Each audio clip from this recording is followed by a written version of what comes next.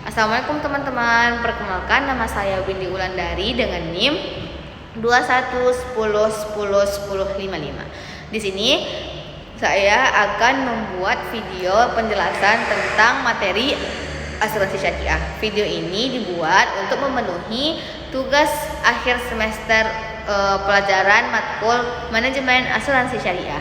Simak videonya ya teman-teman. Penjelasan tentang yang pertama yaitu SWDKLLJ, singkatan dari Sumbangan Wajib Dana Kecelakaan Lalu Lintas Jalan. SWDKLLJ adalah asuransi yang bersifat wajib bagi setiap pemilik kendaraan bermotor di Indonesia. Asuransi ini dikelola oleh PT Jasa Raharja, sebuah badan usaha yang milik negara atau BUMN yang bergerak di bidang asuransi sosial. SWDKLLJ memberikan perlindungan kepada korban kecelakaan lalu lintas, baik korban yang meninggal dunia, luka-luka maupun cacat tetap. Besaran santunan yang diberikan oleh SWDKLLJ diatur dalam Peraturan Menteri Keuangan Nomor 15 dan 16 Tahun 2017. Yang kedua yaitu pembahasannya, SWDKLLJ memiliki beberapa manfaat, di antara lainnya yaitu yang pertama, memberikan perlindungan kepada korban kecelakaan lalu lintas, baik korban yang meninggal dunia, luka-luka maupun cacat tetap. Yang kedua, membantu meringankan beban korban kecelakaan lalu lintas dan keluarganya. Yang ketiga, meningkatkan kesadaran masyarakat akan pentingnya keselamatan berlalu lintas. Nah, pembahasan yang ketiga yaitu untuk mengajukan klaim SWDKLLJ, korban kecelakaan lalu lintas atau keluarganya dapat mengajukan permohonan kepada PT Jasa Raharja melalui kantor cabang terdekat. Persyaratan yang harus dipenuhi untuk mengajukan klaim SWDKLLJ antara lain: yang pertama, surat keterangan kematian dan rumah sakit atau kepolisian bagi korban yang meninggal dunia. Yang kedua, surat keterangan rawat inap dari rumah sakit bagi korban yang luka-luka. Yang ketiga, surat keterangan cacat tetap dari rumah sakit atau instansi terkait bagi korban yang cacat tetap. Yang keempat, fotokopi KTP korban dan keluarganya. Yang kelima, fotokopi STNK kendaraan yang terlibat kecelakaan. Yang keenam, fotokopi polis asuransi kendaraan yang terlibat kecelakaan jika ada yang ini ya. Nah, jadi kesimpulannya tuh dari kasus ini ialah SWDKLLJ merupakan fasilitas asuransi yang penting bagi setiap pemilik kendaraan bermotor. Dengan adanya SWDKLLJ, korban kecelakaan lalu lintas dapat terlindungi dan dapat santunan yang layak. Tahukah kamu apa itu SWDKLLJ?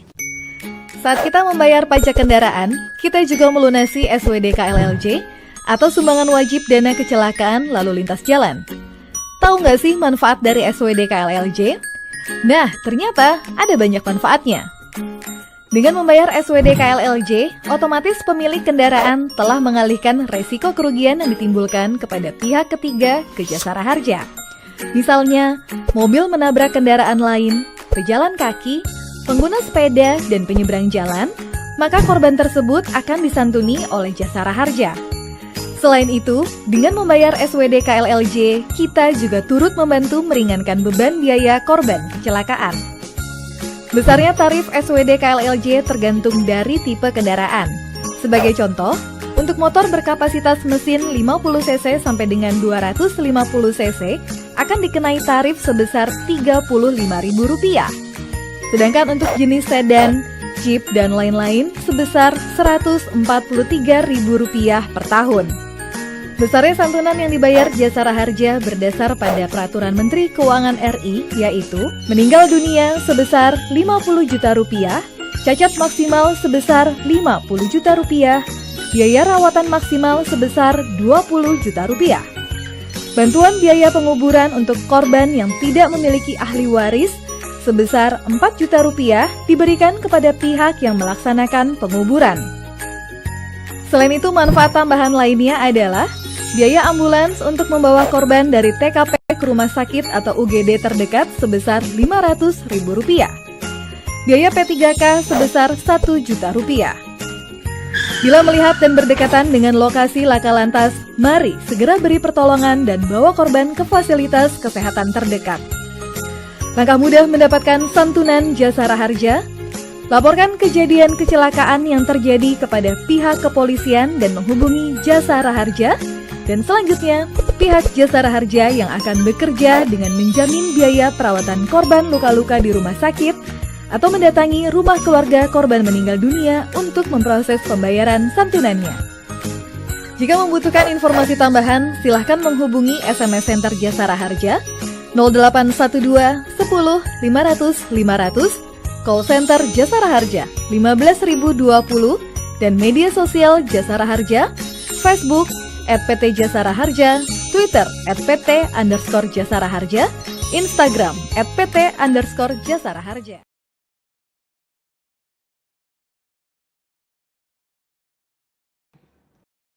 Kesempatan kali ini, aku akan menjelaskan bagaimana cara menghitung premi dari kasus di bawah ini. Nah, berikut asumsi-asumsinya.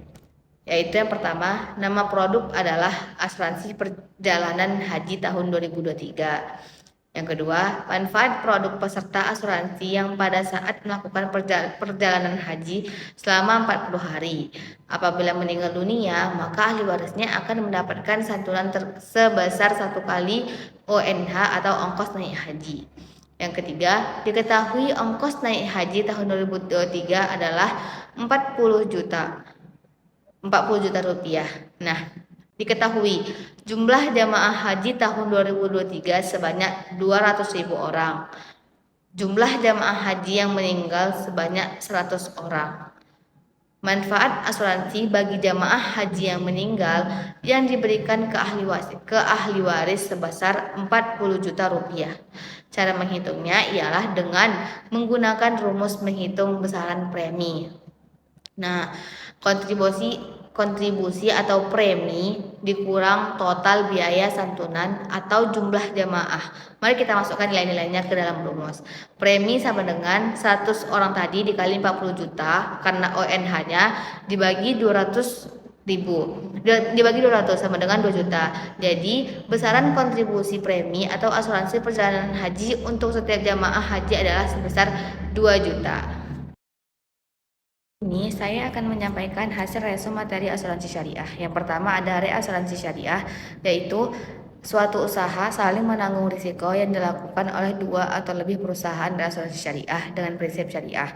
Reasuransi syariah bertujuan untuk saling membantu dan berbagi risiko di antara perusahaan reasuransi syariah agar dapat meningkatkan likuiditas dan stabilitas keuangan perusahaan reasuransi syariah.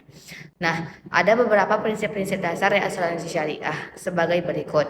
Yang pertama ada takaful, yaitu prinsip takaful adalah prinsip berbagi risiko di antara para peserta reasuransi syariah.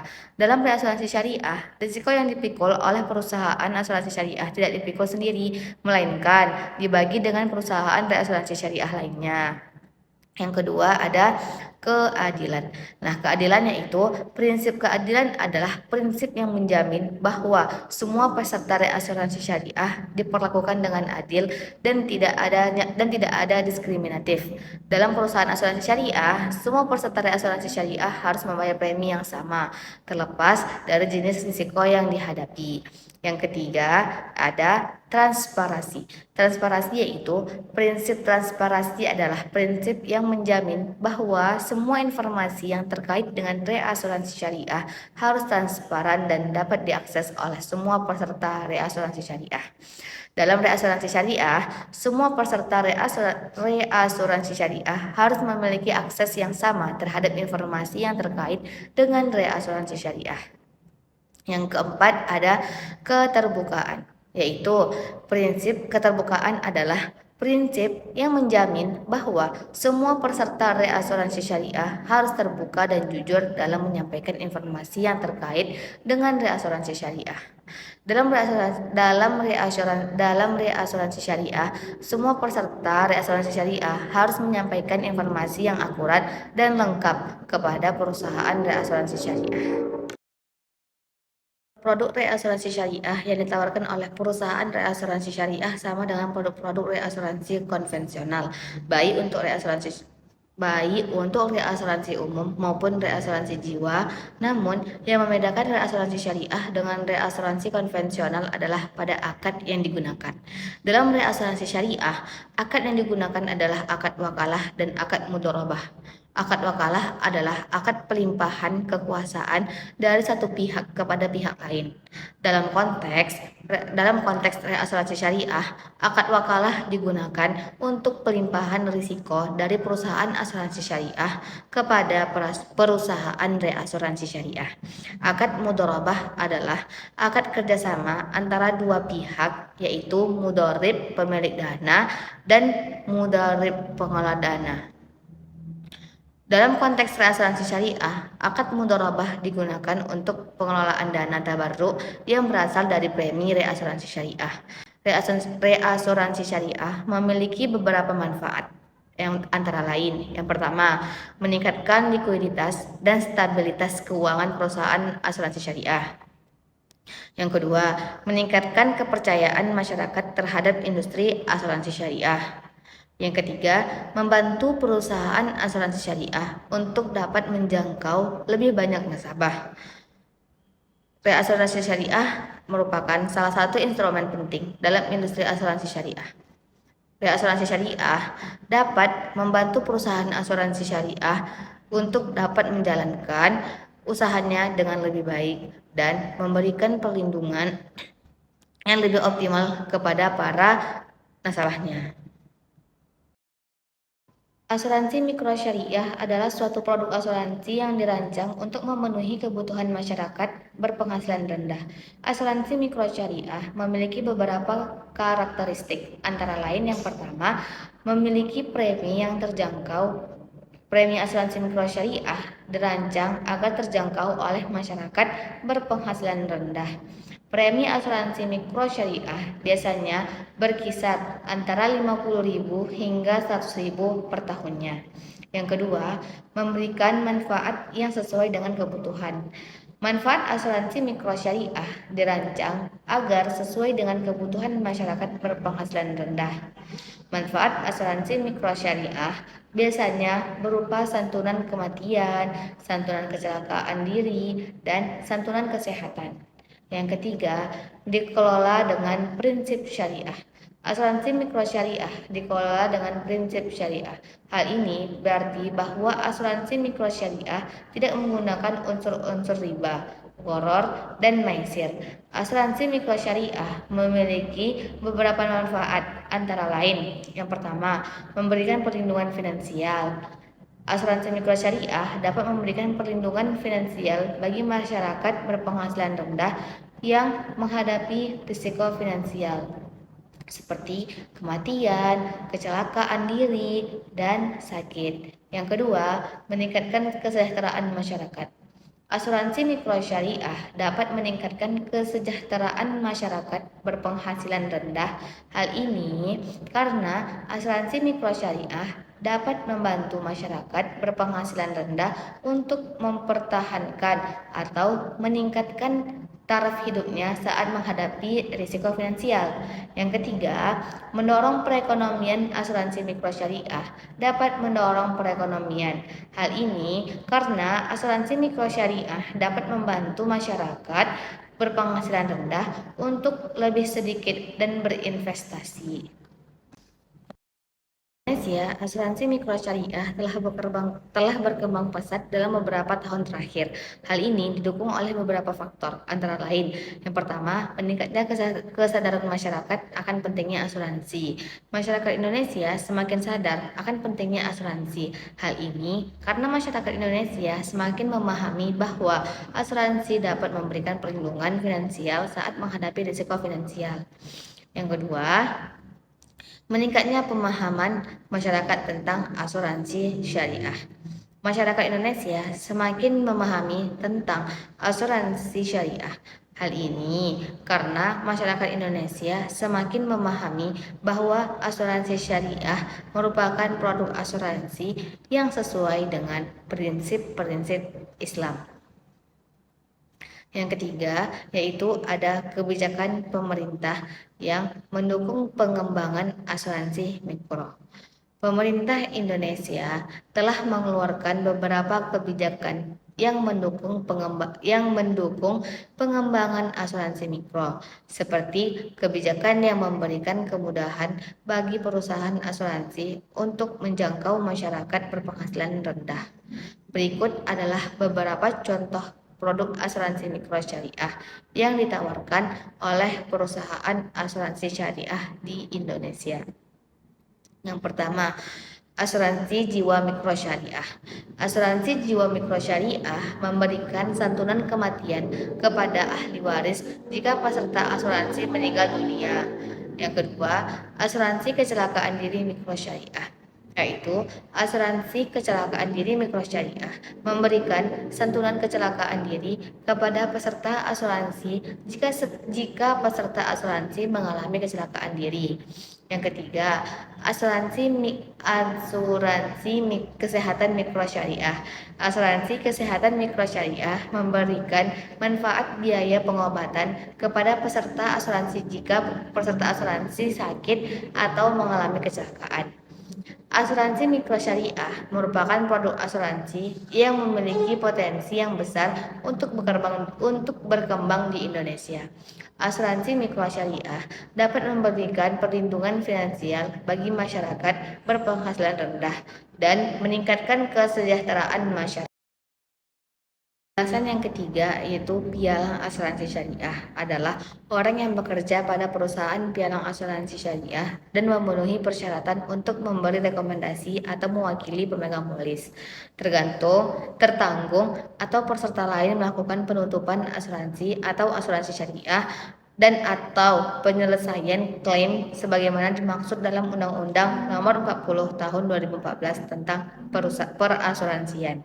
Pialang asuransi syariah memiliki beberapa peran penting, antara lain, yang pertama, membantu nasabah dalam memilih produk asuransi syariah yang sesuai dengan kebutuhan pialang asuransi syariah. Pialang asuransi syariah dapat membantu nasabah dalam memahami berbagai produk asuransi syariah yang tersedia di pasaran. Pialang asuransi syariah juga dapat membantu nasabah dalam membandingkan berbagai produk asuransi syariah untuk mendapatkan produk yang paling sesuai dengan kebutuhan mereka. Yang kedua, membantu nasabah dalam proses penutupan asuransi syariah. Pialang asuransi syariah dapat membantu nasabah dalam mengisi formulir penutupan asuransi syariah dan mengumpulkan dokumen yang diperlukan. Pialang asuransi syariah juga dapat membantu nasabah dalam negosiasi premi asuransi syariah.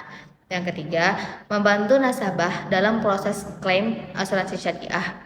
Pialang asuransi syariah dapat membantu nasabah dalam proses klaim asuransi syariah, mulai dari pengajuan klaim hingga pencairan klaim. Pialang asuransi syariah dapat membantu nasabah dalam mengumpulkan dokumen yang diperlukan untuk proses klaim. Untuk menjadi pialang asuransi syariah, seseorang harus memenuhi persyaratan yang ditetapkan oleh OJK atau Otoritas Jasa Keuangan. Antara lain, yaitu yang pertama, warga negara Indonesia. Yang kedua, berpendidikan minimal sarjana. Yang ketiga, memiliki pengalaman kerja di bidang asuransi minimal 2 tahun. Yang keempat, memiliki sertifikat kelayakan sebagai pialang asuransi. Sertifikat kelayakan sebagai pialang asuransi dapat diperoleh dengan mengikuti pelatihan yang diselenggarakan oleh lembaga pelatihan yang terakreditasi oleh OJK. Pialang asuransi syariah memiliki peran penting dalam industri asuransi syariah. Pialang asuransi syariah dapat membantu masyarakat untuk mendapatkan perlindungan finansial yang sesuai dengan prinsip-prinsip Islam. Masuk ke materi yang keempat, yaitu Dewan Pengawasan Syariah atau DPS. Dewan Pengawasan Syariah atau DPS adalah lembaga yang dibentuk oleh Lembaga Keuangan Syariah (LKS) untuk mengawasi kegiatan LKS agar sesuai dengan prinsip syariah. DPS terdiri dari minimal 3 orang anggota yang memiliki kompetensi di bidang syariah, keuangan, dan hukum.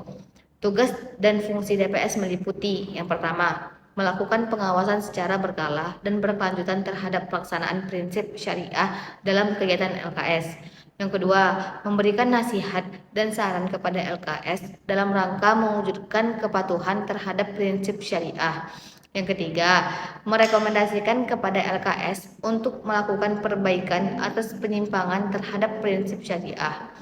Dewan Syariah Nasional MUI, DSN MUI. DSN Syariah Nasional MUI adalah lembaga yang dibentuk oleh Majelis Ulama Indonesia MUI untuk memberikan fatwa dan pedoman pelaksanaan syariah di lembaga keuangan syariah.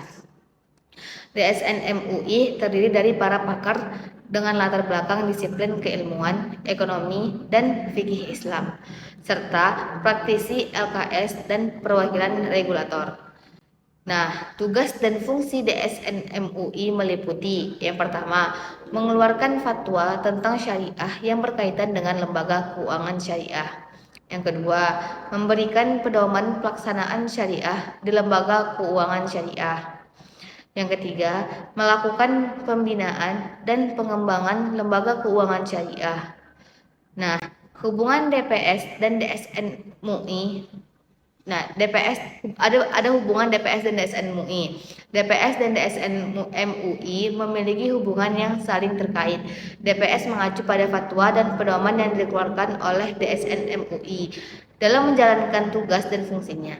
Sementara itu, DSN MUI melakukan pembinaan dan pengembangan DPS agar dapat menjalankan tugas dan fungsinya secara efektif. Kesimpulannya, DPS dan DSN MUI merupakan dua lembaga yang penting dalam pengembangan lembaga keuangan syariah di Indonesia. DPS berperan dalam mengawasi kegiatan LKS agar sesuai dengan prinsip syariah, sedangkan DSN MUI berperan dalam mengeluarkan fatwa dan pedoman pelaksanaan syariah di LKS. Kedua lembaga ini memiliki hubungan yang saling berkaitan dan saling mendukung dalam rangka mewujudkan lembaga keuangan syariah yang sehat dan berdaya saing tinggi. Dari rangkuman yang terakhir yaitu peran otoritas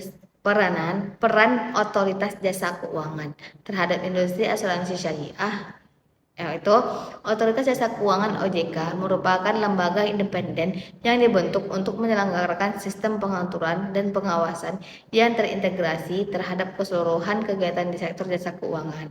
Dalam hal ini, OJK memiliki peran yang sangat penting dalam pengembangan industri asuransi syariah di Indonesia.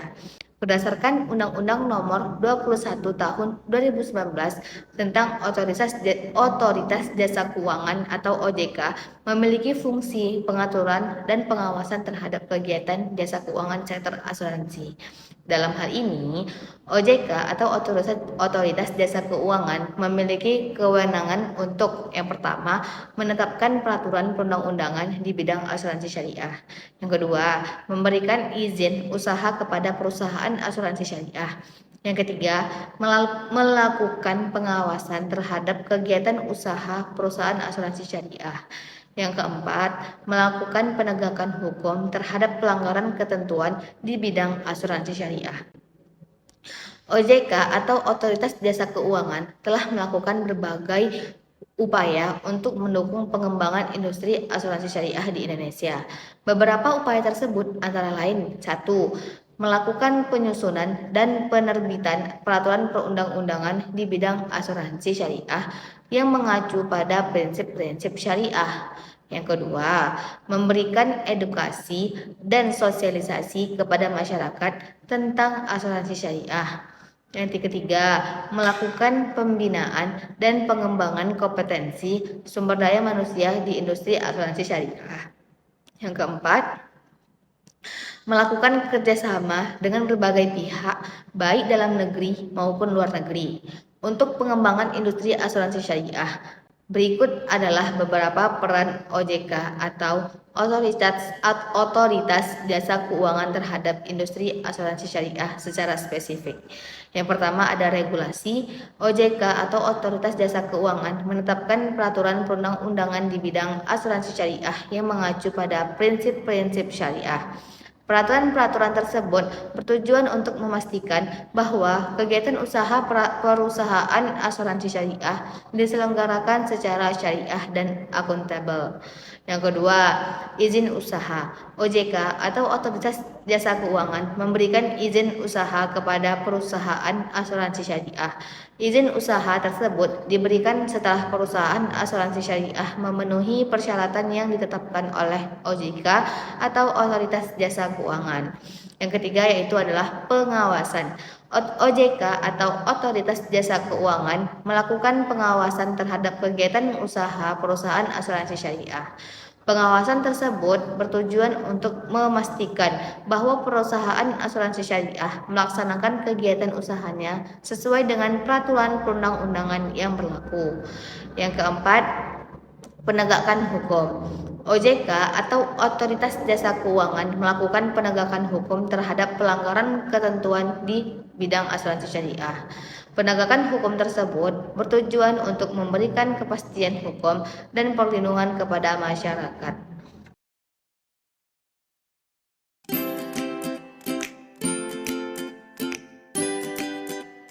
Saat kamu pergi ke bank, pasti kamu sering melihat lambang seperti ini kan?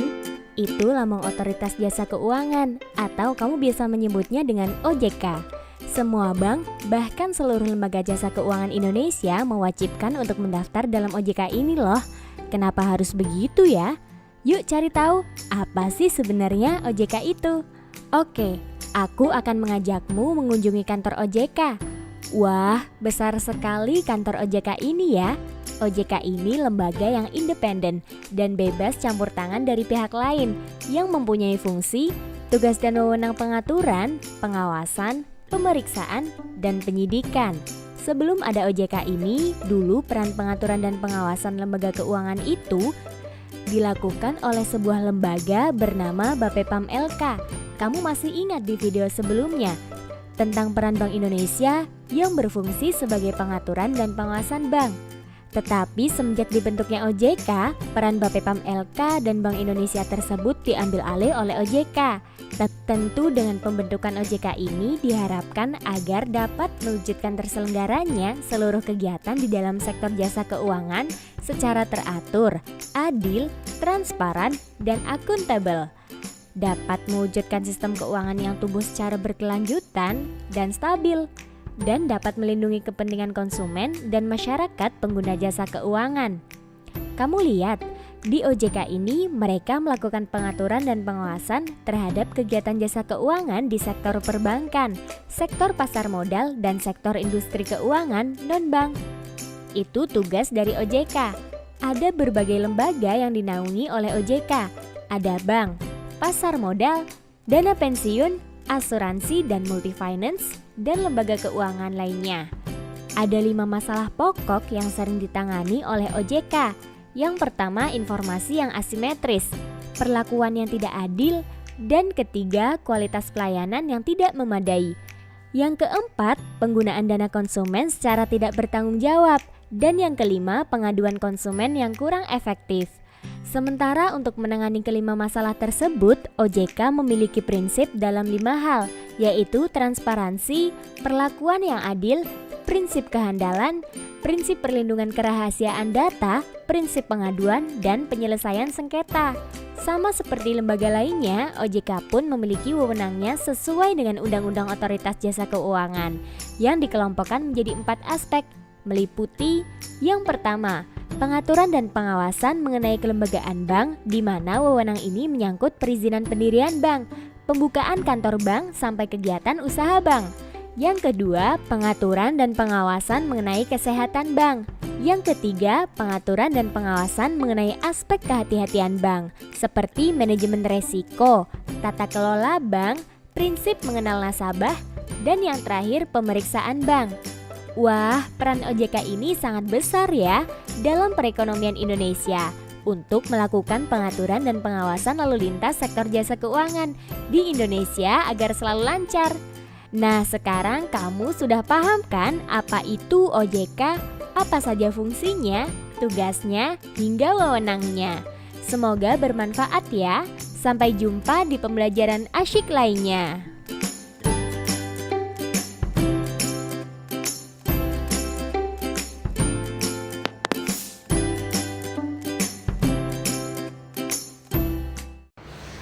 Sekian video dari saya, semoga bermanfaat untuk kita semua, terutama untuk diri saya sendiri, yang baik diambil dan yang buruk yang dibuang. Dan saya minta maaf atas segala kesalahan dan kekurangan di dalam video ini, karena kesalahan dan kekurangan hanya milik saya dan syaitan, kebenaran hanya milik Allah. Sekian, terima kasih sudah menyempatkan waktunya untuk menonton video saya. Assalamualaikum warahmatullahi wabarakatuh.